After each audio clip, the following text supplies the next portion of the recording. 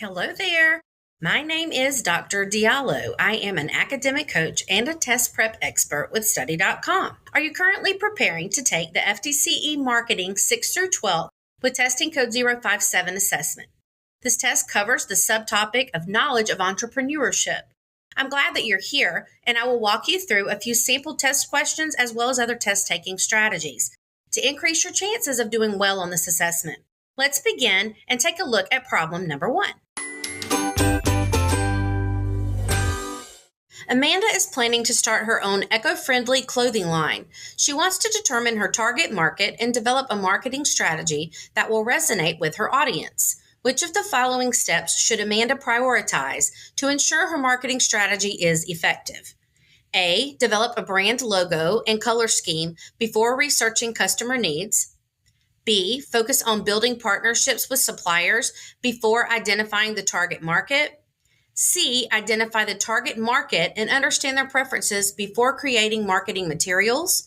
Or D. Launch the product immediately to gain quick market feedback without a defined target market. So we want to keep in mind that Amanda is trying to actually start her own eco-friendly clothing line. So she is starting a brand new business and she's wanting to develop a marketing strategy that appears awesome to her audience. She wants them to be able to relate to it and understand it to move forward. Well, let's take a look at the answer choices. The actual first step in creating an effective marketing strategy is identifying and understanding your target market. By knowing who your customers are and what they value, Amanda can actually tailor her marketing efforts to resonate with them, leading to more successful outreach and product launches. Developing a brand logo or partnerships should follow the identification of the target market, not precede it. And building partnerships with suppliers should take place after the decision has been made about what clothing line items you will sell.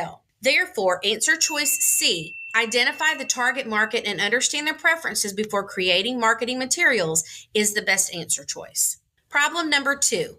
John has developed a mobile app for local restaurant reviews. To grow his startup, he needs to secure funding from investors. Which of the following should John emphasize in his pitch to attract potential investors? A detailed history of the app. B, the detailed personal background of each team member. C, the potential market size and revenue projections for the app. Or D, the various color options available in the app's interface. So we want to make sure we understand what it is that the question is asking. We notate that they are saying that John is actually developing a mobile app for local restaurant views. He's actually starting his business and he needs to secure funding from his investors. They want to know what is it that they want John to emphasize in his pitch to attract potential investors. So what is it that he can say or do that will make those investors want to tap into this business? Investors are primarily interested in the potential return on their investment. By emphasizing the market size and revenue projections, John demonstrates the app's growth potential and profitability,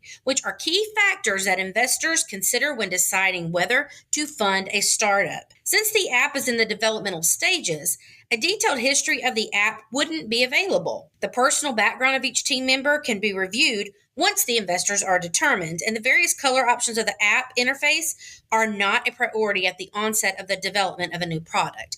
Therefore, the answer choice C, the potential market size and revenue projections for the app, would be the correct answer choice.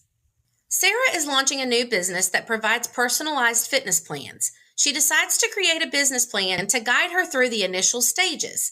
Which of the following components is most crucial for Sarah to include in her business plan to secure a small business loan? So we know that Sarah is starting her own business and she is creating her business plan in the initial stages. So she's just getting started.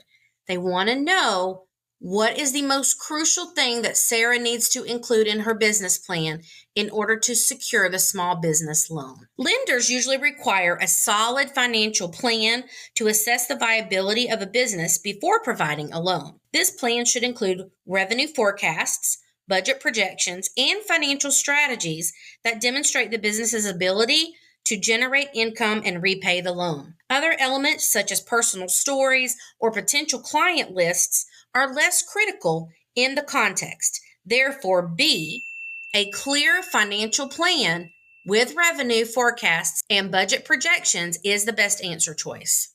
A small business owner is facing stiff competition in her local market.